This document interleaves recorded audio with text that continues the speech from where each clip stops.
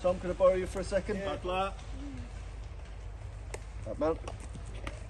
So another untalked about tool of World War II combatives is blunt instruments. And there are many, many, many benefits for using something like this over and above something which is sharp. First of all, like we talked about, accuracy is really important with a bladed article. It will either get an artery or it will not. And if it doesn't, that man will scream and he will fight and he will kick and he will try and stab you back and all sorts of bad things will happen. With a blunted weapon, be it a full truncheon like so, rubber truncheons were common in World War II, small coshes, saps and the like, these weighted heavy weapons, you can get a knockout very, very quickly. And often the knockout is all that's needed. For a lot of the close combat of World War II, the objective often isn't to kill a person. If anything, it's better to not kill a person. The point is to do a thing very quietly, to plant bombs quietly, to take intelligence quietly, to escape quietly. Everything should be quiet. And these are very quiet tools. And no matter where I hit with this, in the region of Tom's head, and it doesn't require much training at all to pull this off, he will go down and go down pretty quietly, especially as a surprise. So we're going to be looking at some of the different attributes of different koshes and different weapons and how they work and how we can deploy them. So we're going to start with a longer truncheon format. And we're going to look at how we could potentially deploy this. I'll start with the Fairbairn method of affixing the truncheon. And it goes like this. Thumb in, cordage around the back of the hand, weapon in the hand. Because then if someone seizes the end of the truncheon and pulls, I retain, using the strongest bit of my hand, my thumb, that truncheon. And I can claim it back and I can fight over it, or I have tactile awareness of what this truncheon is doing. So through the loop, and the back, in the hand. Solid way to grip the truncheon. It's stupid that we don't have this now. Fairbairn also talks about, especially in China, use silk cord. And you could tie prisoners, you could apply tourniquets, you could do lots of stuff using your handy bit of what today would be like tactical paracord or something. Yeah, makes sense. So we're going to look at some of the ways in which we could use this. I would just dangle this with one hand and just hold a firm grip. So, first we'll look at methods of subterfuge. This is where he does not know there is a weapon in ploy.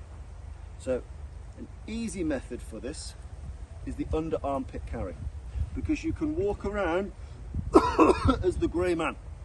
You can walk around being sickly, ill, tired, scared, and you can hide a pretty decent weapon from this. But notice, I'm not standing here because he's not stupid. You will see this sticking out. My right shoulder, my weapon-bearing shoulder, that's the thing that's presented to you. Is it easy for you to see the weapon? No, you can't see the weapon at all. And so we're going to do, essentially, those of you here yesterday, all of Fairbairn's unarmed and armed stuff comes from the same core. You guys will see it as a shooter strike. We call it an edge of hand blow. But this methodology is the same as the knife methodology, is the same as the truncheon methodology. So you only need to learn a body mechanic once. So from a position of subterfuge, we ask our leading question and we strike. Quite simple. But notice that the hip, so I break this down in two per slow-mo, I've transferred the weight from here. And I find myself still in this athletic posture. I've not ended up flat-footed.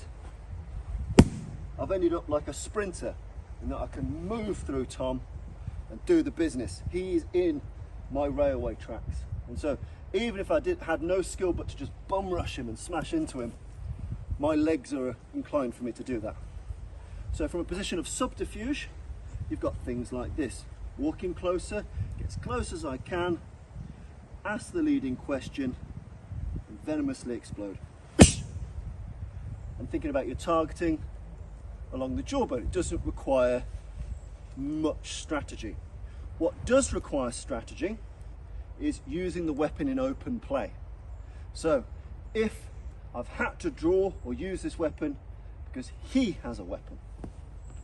So if Tom has a weapon, Tom's got a weapon, I should have my weapon foremost in front of me because I need to fight with this. if Tom didn't have a weapon, or there was more than one person, let me just borrow you, there's more than one person, my baton goes from here to here. Because I might need to fend off your rush, your attack, bang, bang. I might need to use this hand to afford me the space to do my business. If I was to hold the weapon foremost and fight multiples, you know, and hit you, I could hit you, but then this is collapsed. This is a collapsed structure. So it's a pretty important thing. It's not so much a technique thing, but Tom's got weapon out. You know to have your weapon in front, because a bit like, and again, this is where the synergy of the system comes in. I've got a blunt weapon, but my principles are still the same. Hands, eyes. Yeah, good, do it again. But you get the idea, in that I don't need to unlearn or relearn or change my process in any way. I know that I have to do this. I know that this is important. My only difference is my finishing